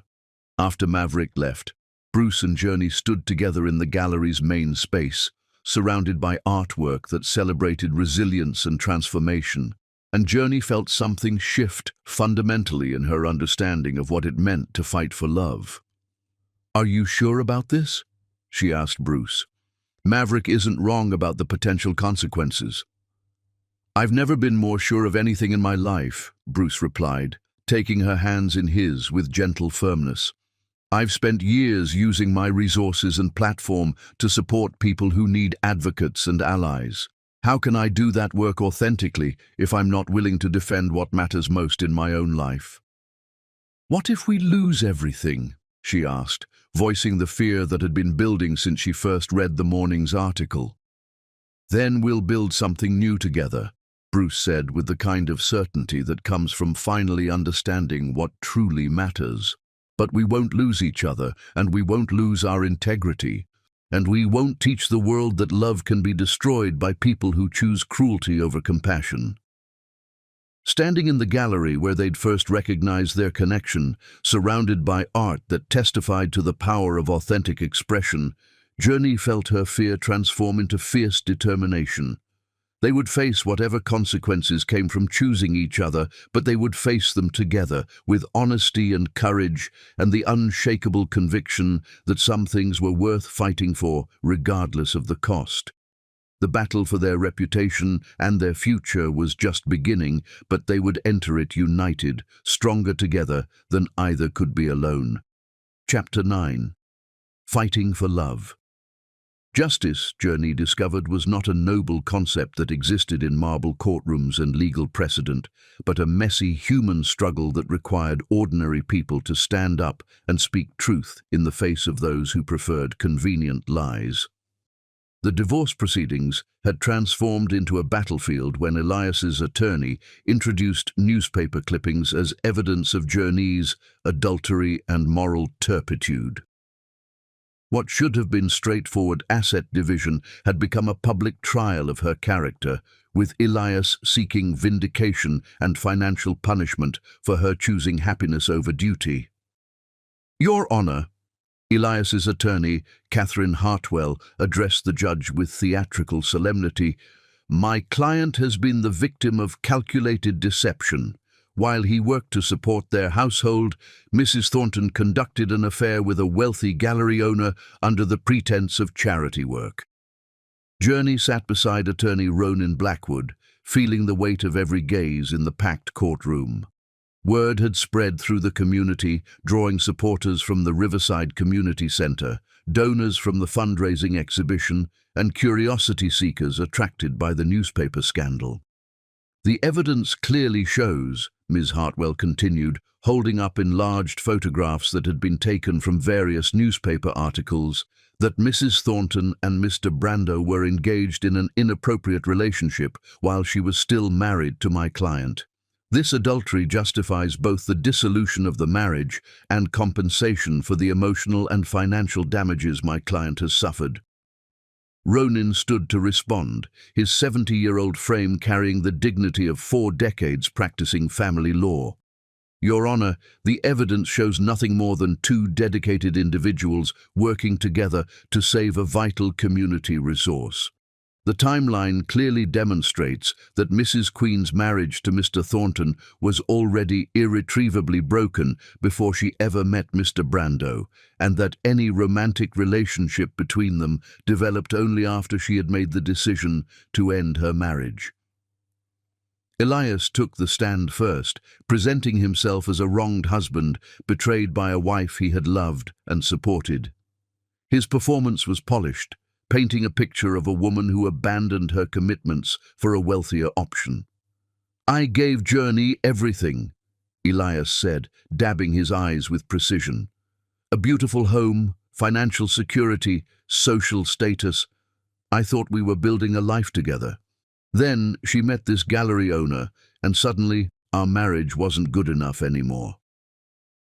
When cross-examination began, Ronin's questions revealed cracks in Elias's facade. When was the last time you attended an event important to her? Did you attend the community center fundraising exhibition? How would you characterize your behavior that evening? Elias's jaw tightened as he was forced to acknowledge his public dismissal of Journey's work and his intoxicated disruption of the event. But it was Mama Rose's testimony that transformed the courtroom atmosphere completely. At 89, Mama Rose commanded attention simply by walking to the witness stand with quiet dignity. She wore her best Sunday dress and carried herself with authority that came from a lifetime of seeing truth clearly. "My granddaughter," Mama Rose said, her voice carrying clearly through the silent courtroom, "is the finest person I know. She was 12 when her parents died, and I raised her to believe that your word is your bond and that you fight for what's right, even when it costs you something." She looked directly at the judge with eyes that had seen decades of struggle and triumph. "For 7 years, I watched that child try to make herself smaller and quieter, trying to please a man who saw her strength as a threat instead of a gift. When she came to me about the community center, I saw my real granddaughter for the first time in years, someone who remembered she was put on this earth to help people." "And her relationship with Mr. Brando?" Ronin asked. "That young man loves my granddaughter the way she deserves to be loved," Mama Rose said without hesitation. "He sees her heart and her mind and her soul, and he wants to help her be more of who she is, not less. That's what real love looks like." The surprise of the day came when Bruce asked to testify voluntarily on Journey's behalf. Neither attorney had called him as a witness, but he requested permission to address the court about his relationship with Journey and his observations of her character. "Mr. Brando," the judge said, "you understand that anything you say here today can be used against you in other proceedings." "I understand, Your Honor. But there are things that need to be said, and I'm the only person who can say them." Bruce took the stand with the same quiet confidence he brought to everything meaningful in his life. He looked directly at the judge as he spoke, his voice clear and unwavering. "Your Honor, I want to address the allegations that have been made about my relationship with Journey Queen. I met her when she was seeking help to save her grandmother's community center from demolition. Over the weeks that followed, I witnessed someone with extraordinary compassion, intelligence, and integrity working tirelessly to preserve something vital for vulnerable families." He paused, his gaze moving briefly to where Journey sat, before returning to the judge. "I did fall in love with her during that time, but not because I was pursuing a married woman or because she was seeking financial advancement. I fell in love because I met someone who shared my values, who made me a better person, and who demonstrated every day that she cared more about serving others than serving herself." Bruce's voice grew stronger as he continued. "The Journey Queen I know would never have left her marriage for money or status. She left because she finally remembered that she deserved to be with someone who saw her worth and supported her dreams. If loving someone that remarkable makes me guilty of something, then I accept that guilt gladly." The courtroom was completely silent as Bruce concluded his testimony, and Journey felt her heart breaking and mending simultaneously. No one had ever defended her with such eloquence and conviction, had ever spoken about her with such obvious pride and admiration. When the judge retired to consider her decision, the courtroom erupted in quiet conversations. Community center families who had attended to support Journey surrounded her with words of encouragement and gratitude. Several donors from the fundraising exhibition approached to express their continued support for both her work and her relationship with Bruce. "Whatever happens," Aurora whispered to her friend, "you've already won the only thing that matters. You've got people who see your truth and choose to stand with you." 2 hours later, Judge Patricia Morningstar returned with her decision. After reviewing all testimony and evidence presented, she announced, "This court finds no credible evidence of adultery or misconduct on the part of Mrs. Thornton. The dissolution of this marriage appears to result from fundamental incompatibility rather than moral failing on either party's part. The divorce is granted, with assets to be divided equally as originally proposed." The relief that flooded through Journey was so intense, she felt momentarily dizzy.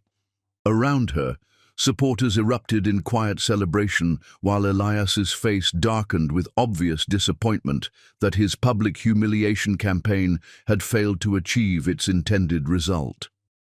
Outside the courthouse, as friends and supporters gradually dispersed, Journey found herself standing with Bruce in the late afternoon sunshine, both overwhelmed by the emotional intensity of the day. "It's over," she said, hardly believing the words as she spoke them. "The divorce is over," Bruce corrected gently. "Everything else is just beginning."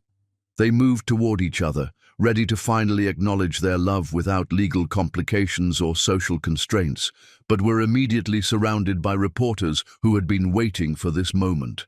Camera flashes and shouted questions about their relationship plans made private conversation impossible. "We should go," Bruce said, taking her hand publicly for the first time as they navigated through the media crowd toward his car.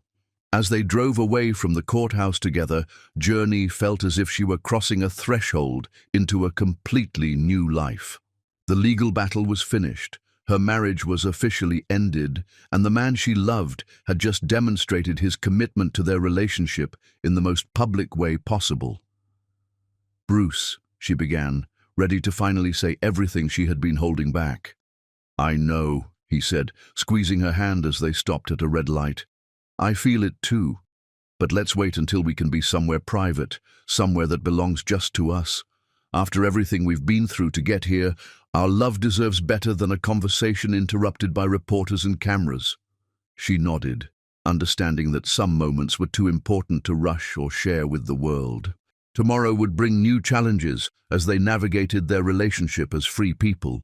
But tonight, she was content to sit beside the man who had fought for her in court and in life, driving toward a future that finally belonged entirely to them.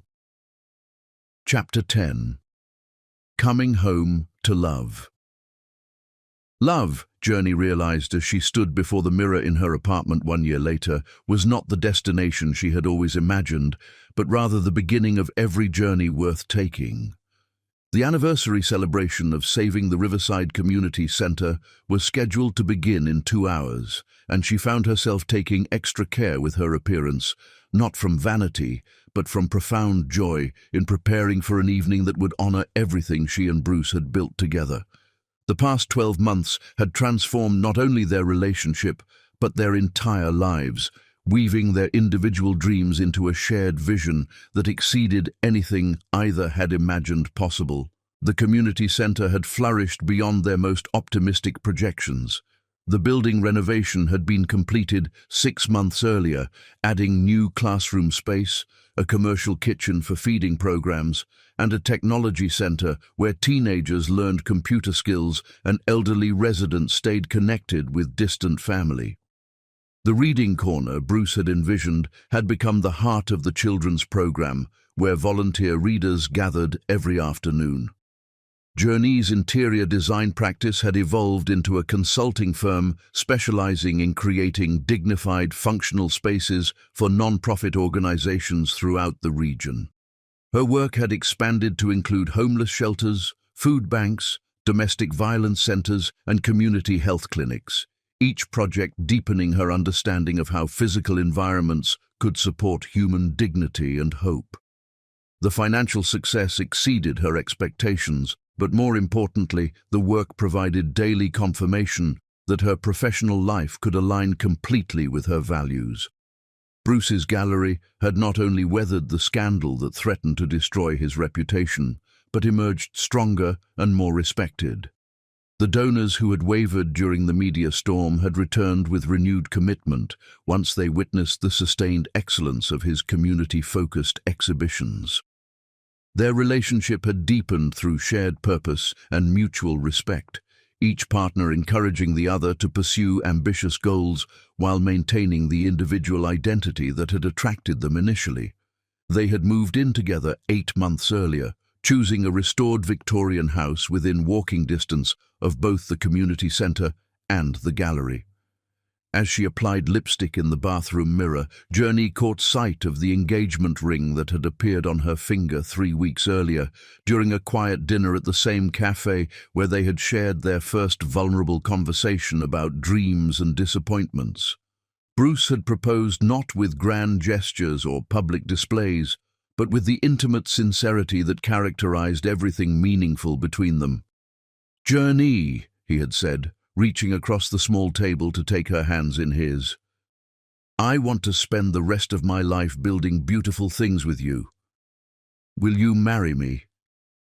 The simplicity of his words had moved her more than any elaborate speech could have. They had been building beautiful things together for months, not just the community centre and their respective businesses, but a relationship based on mutual support, shared values, and the rare compatibility that comes from recognizing your complement in another person. "Yes," she had replied without hesitation, understanding that she was not just accepting a marriage proposal, but embracing a partnership that would challenge both of them to become better versions of themselves. Tonight's celebration would serve multiple purposes beyond honoring the community center's continued success. Bruce had mentioned that he wanted to make an announcement during the evening's program, though he'd been mysteriously vague about details. Journey suspected he intended to publicly acknowledge their engagement, sharing their happiness with the community that had supported them through difficult months. She arrived at the community centre 30 minutes before the official start time, wanting to help with final preparations. The building hummed with activity as volunteers arranged displays showcasing the year's achievements. Caterers prepared refreshments donated by local restaurants, and children from the after-school program practiced a performance they would present. Mama Rose, now 90, sat in the main gathering area, directing set-up activities with gentle authority. She wore a new dress in royal blue that Journey and Ailani had selected together, and her eyes sparkled with pride as she surveyed the bustling preparations. "Look what your love built, baby girl," she said when Journey approached for their customary greeting hug. "This place is alive in ways I never dared dream possible." "This is what your love built, Grandmama," Journey corrected. "Bruce and I just helped other people see what you'd been creating for 30 years. That young man of yours has something special planned for tonight," Mama Rose observed with a knowing smile. "I hope you're ready for it." Before Journey could ask for clarification, Bruce appeared beside them carrying a box of programs. He wore a dark suit that emphasized his tall frame and a tie she'd selected because its deep green brought out the flecks of gold in his blue eyes. The sight of him still made her heart skip in the way that had characterized their attraction from their very first meeting. "You look beautiful," he said, kissing her cheek with easy affection. "Ready for tonight?" "Ready for what exactly?" she asked, noting the anticipation in his expression. "You've been mysteriously excited about this for weeks." "You'll see," Bruce replied, his smile carrying secrets that made her simultaneously curious and slightly nervous. "Just trust me."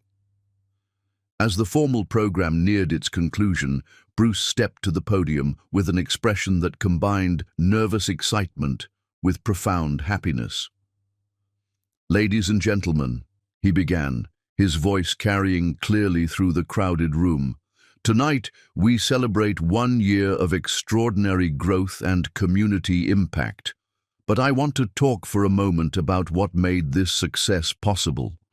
He paused, his gaze finding Journey in the crowd before continuing. 18 months ago, I met a remarkable woman who was fighting to save her grandmother's life work. I thought I was offering professional assistance for a worthy cause. What I discovered was a partner who challenged me to think bigger, dream broader, and commit more deeply to the work that gives life meaning. Journey felt her cheeks warming as she realized the direction his speech was taking, particularly when she noticed Ailani and Aurora moving strategically to positions where they could capture whatever was about to happen. Journey Queen taught me that love is not something you fall into accidentally, but something you choose deliberately and defend courageously. She showed me that real partnership means supporting each other's growth rather than demanding conformity. Bruce stepped away from the podium, moving toward where Journey stood near the front of the gathered crowd. The room grew completely silent as people recognized they were witnessing something significant. 3 weeks ago, I asked Journey to marry me, and she said yes, Bruce announced, taking her hands as the crowd erupted in enthusiastic applause and cheers. But tonight I want to ask her something else in front of all the people who have supported our love and our work. To Journey's complete surprise, Bruce knelt on one knee, pulling a second ring from his jacket pocket. Not an engagement ring, but a wedding band that matched the engagement ring she already wore. "Journey Queen," he said, his voice strong despite the emotion evident in his expression. "Will you marry me tonight, here in the place where we found each other, surrounded by the community we love and the family we've chosen?" The question took her breath away completely. Around them, she was dimly aware of excited murmurs and someone, probably Ailani, crying happy tears, but her attention focused entirely on Bruce's face and the magnitude of what he was proposing. "Tonight?" she managed to ask, though her heart was already providing the answer her mind was still processing. "I arranged for a minister to be here, and I have a license," Bruce explained, his confidence growing as he saw her expression shift from surprise to joy. "If you're ready, if this feels right, we can start our marriage in the same place where we started our love." Looking around the community center, at Mama Rose beaming with pride, at the children and families whose lives had been transformed by their collaborative efforts, at the friends and supporters who had stood by them through scandal and triumph, Journey understood that Bruce had chosen the perfect setting for their beginning as husband and wife. "Yes," she said, laughing through tears of pure happiness. "Yes, I want to marry you here, tonight, surrounded by everyone who matters to us." The wedding ceremony that followed was intimate and profound, officiated by Reverend Marcus Washington from the neighborhood church where Mama Rose had worshipped for 40 years. They exchanged vows they had written themselves, promising to support each other's dreams, to build something beautiful together, and to use their love as a force for positive change in the world. When Reverend Washington pronounced them husband and wife, the community center erupted in celebration that continued well past the planned conclusion of the evening.